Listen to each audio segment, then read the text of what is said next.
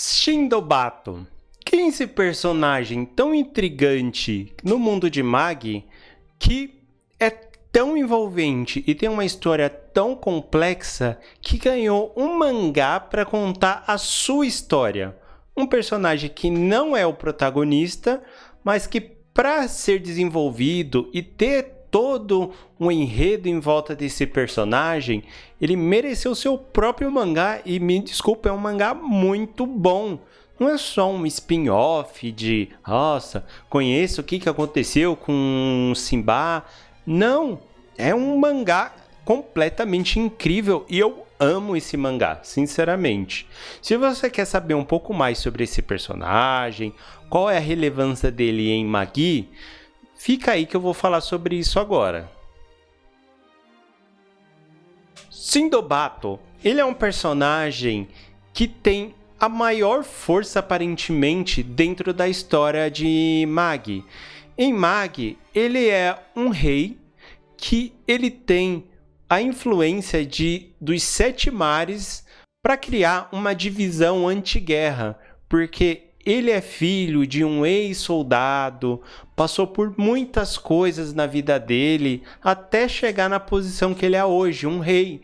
Ele era literalmente uma criança pobre que foi crescendo na vida até conseguir ser rei, fazer vários acordos comerciais com vários reinos, fazendo esses reinos meio que ser abaixo dele, onde ele criaria uma elite de pessoas, uma elite de reis que protegeriam a soberania de outros reinos. Por que ele pensa isso? Ele quer ser o rei do mundo para controlar tudo e assim diminuir as guerras, lutas, mortes que acontecem em vários reinos que ele não tem controle. Porque se ele for o rei do mundo, basicamente ele vai ter o controle do mundo. Então não vai ter mais reinos que ele não consiga influenciar.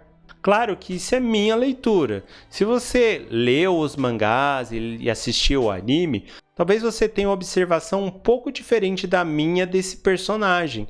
Mas é assim que eu vejo ele. Ele quer tanto poder e tanta influência para ser meio que o mediador entre todas essas situações, para que essas situações não se tornem guerras, não se tornem mortes, não tenham mais escravidão. E isso faz toda a história do personagem ganhar peso, porque o personagem ele tem uma história incrível, sim. Logo de início, esse personagem aparentemente ele já tem um grande propósito, ele cresce com esse grande propósito. No meio do nascimento dele, várias pessoas sentem que no mundo chegou uma criança especial. Claro que essa criança especial no futuro iria ter um diabão dentro dela, que se você ainda não assistiu, você vai saber do que eu tô falando. Mas esse personagem, ele é muito da hora, ele tem o seu background, ele consegue... Eu não sei se eu devo falar aqui sobre tudo isso que ele sabe fazer, o que ele consegue fazer, porque se você não assistiu esse anime, você vai achar que é um pouco de spoiler. E como eu não quero lançar spoiler também, eu vou tentar aqui falar dele da melhor forma possível.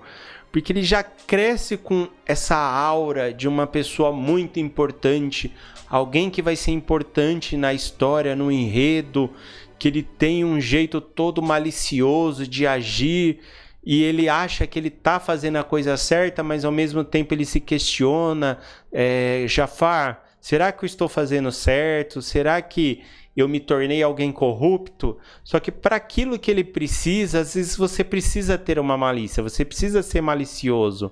Então ele age desses impulsos maliciosos para conseguir aquilo que ele quer ser uma pessoa boa, interagir para que as pessoas não sofram como ele mesmo sofreu. Porque tem todo um porquê de quem é o Shindobato, quem é o rei dos Sete Mares. Porque quando você entra na história dele, passo a passo, você vai entender exatamente tudo isso que é mencionado no anime Mag Depois, nesse mangá, eles contam a história passo a passo de quem foi o Sinbato, o porquê que ele quer tanto mitigar todas essas guerras que ocorrem no mundo.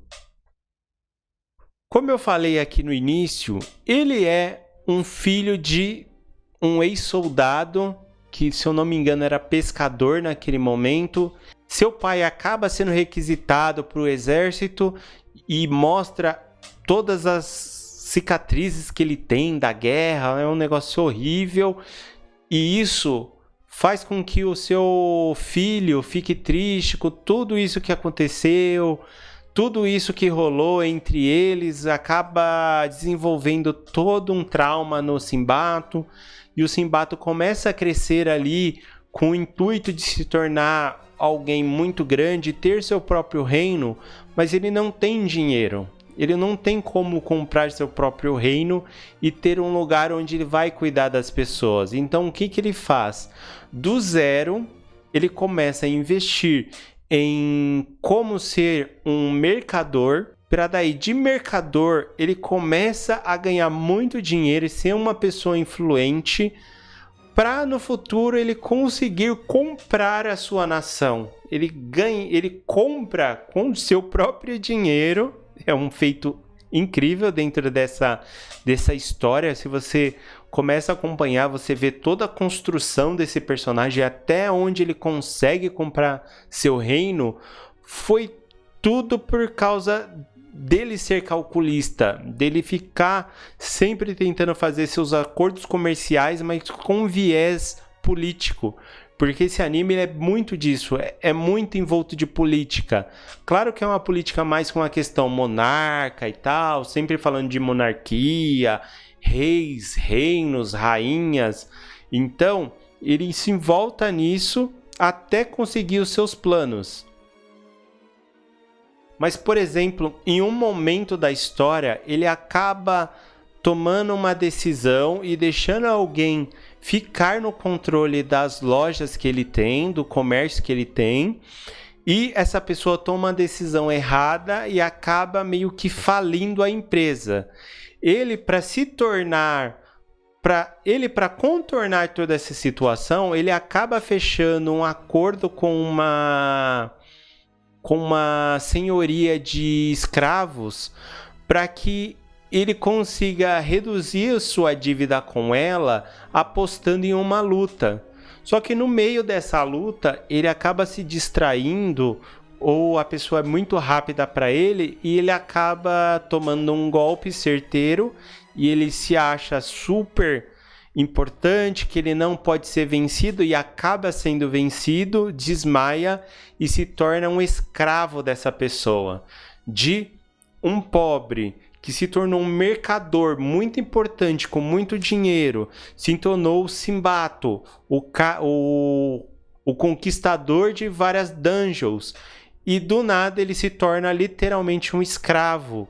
Ele é torturado, ele é humilhado pela pessoa, sofre muito terror psicológico, até ele se tornar uma pessoa completamente obediente a essa pessoa e tal, até o momento que ele dá o start e consegue se libertar daquela prisão psicológica e se torna de novo quem a gente queria que ele fosse, o Sinbato-san, aquele cara que tem uma grande vontade de crescer e ser muito forte e fazer com que as guerras parem. E é tudo sobre isso. Esse anime, ele é muito bom.